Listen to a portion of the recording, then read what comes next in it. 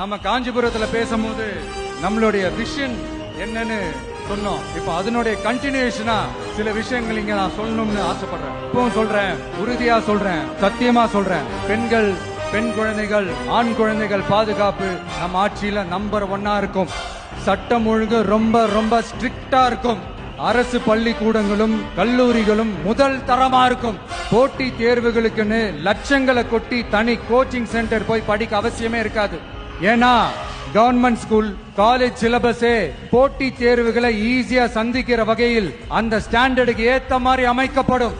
உயர்நிலை பள்ளி பாடத்திட்டங்களிலேயே அடிப்படை அரசியல் சாசன சட்டம் சேர்க்கப்படும்.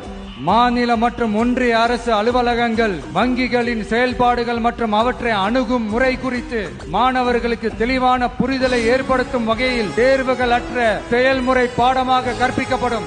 இந்தியா முழுக்க உள்ள ஒன்றிய அரசு சார்ந்த கல்வி நிலையங்கள் மற்றும் அதன் சேர்க்கை அட்மிஷன் குறித்து புரிதலும் தெளிவும் மாணவர்களுக்கு உருவாக்கப்படும். அனைத்து அரசு பள்ளிகளிலும் பெண் குழந்தைகளுக்கு சுத்தமான, சுகாதாரமான மற்றும் தரமான கதவுகள் பொருத்தப்பட்ட ரெஸ்ட் ரூம்கள் அமைப்பது உறுதி செய்யப்படும். போதைப் பொருட்கள் இல்லாத தமிழகம் உருவாக்கப்படும். மாவட்ட கலெக்டர்கள் மற்றும் எஸ்பிக்களில் பாதி பெண்களாக இருக்கும்படி செய்வோம். மலை கிராமங்களில் அரசு ஆரம்ப சுகாதார நிலையங்கள் பிரசவம் பார்க்கும் வசதியுடன் அமைக்கப்படும். பஸ் போக்குவரத்து இல்லாத கிராமங்கள் மற்றும் மலை கிராமங்களே இல்லை என்ற நிலை உருவாக்கப்படும். ஏற்கனவே அமைப்பு சாரா தொழிலாளர்கள் அமைப்பு இருந்தாலும் ஆட்டோ, டாக்ஸி மற்றும் லாரி டிரைவர்களுக்கென அவர்களின் நலன்களுக்காகவும் குடும்ப நலன்களுக்காகவும் தனியாக நல வாரியம் அமைக்கப்படும்.